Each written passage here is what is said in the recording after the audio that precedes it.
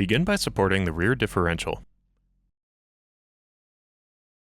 Then remove the 2 bolts securing your differential to the back of the subframe.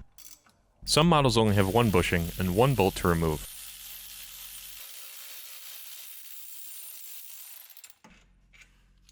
Coat the legs of the insert with the provided grease.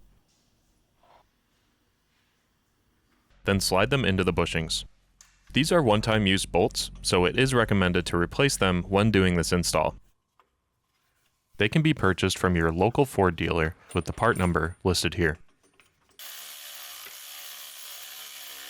If your Explorer has had the recall bushing installed by Ford, the torque sequence will differ. For the recall bushing, it is 100 Nm plus an additional 100 degrees. For the regular bushing, tighten the bolts to 200 Nm. Then your installation is complete.